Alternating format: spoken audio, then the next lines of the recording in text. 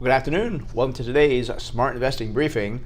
Well, great jobs report today. We're talking about that. I'm just going to jump right into it. 263,000 jobs in April versus an estimate of 190,000. Chase, can it get much better than this? Again, month after month. I know things just keep continuing to kind of disprove the worries that we saw at the beginning of the year that, oh my gosh, the economy's slowing down. We're going to have this big earnings recession. That's dissipated. GDP's not going to be that strong. That's been good. Oh, the unemployment market, maybe that's going to slow down.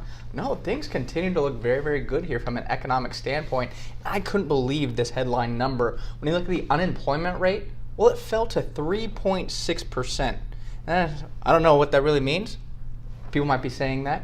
Well, look at this. Lowest since December 1969. You got to compare things against other things to really get meaning out of it. That is phenomenal. Almost 50 years we haven't seen an unemployment rate this low. Let me throw something out there.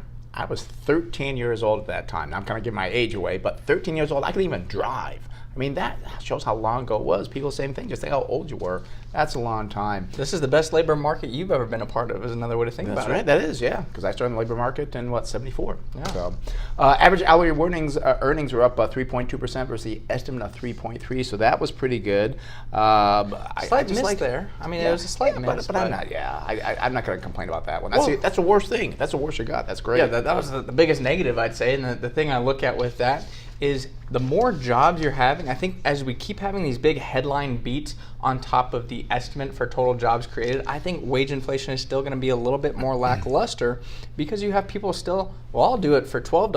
Well, I'll do it for $11.50. Yep. So you're going to kind of subdue that wage inflation. Once we slow down, I think, on the job creation, that's when you should see average hourly earnings tick up even higher. Yeah, but 3.3 is pretty good. Yeah. The other thing I want to talk about too is that people say, oh, this is just not working and so forth. I'm sorry, I got to say it. The tax cuts and the reduction of regulations, it has worked. I mean, it's taken time. It proves this.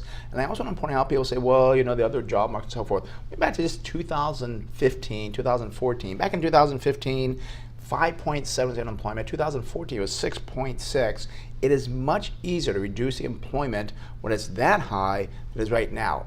Things are different. They are working very well. And also, too, back in those years, I actually looked at it as more government jobs and more temporary jobs versus the high-paying jobs we have now. We have got good, solid, permanent jobs right now. Yeah, I mean, the kind of two big job numbers that came out was construction was up 33,000. I think it's great to see construction jobs because, again, you don't have to go get a college degree to go work construction. You can still make a lot of money doing construction. And then also the services side, I think, was up 76,000. So services jobs are very, very high paying typically and very good for the economy. Yep. So year-to-date job gains have averaged 205,000 per month.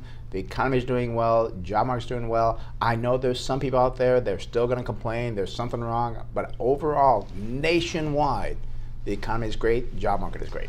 It's never going to be completely perfect. No, that would be a 0% chance. Could be some people employed, I guess. So, all right. Well, thanks for tuning in today. Tune in tomorrow morning at 8 o'clock to the Smart Investing Show on AM 760 KFMB. You can listen by radio, also by the smartphone app, the 760 AM 760 app.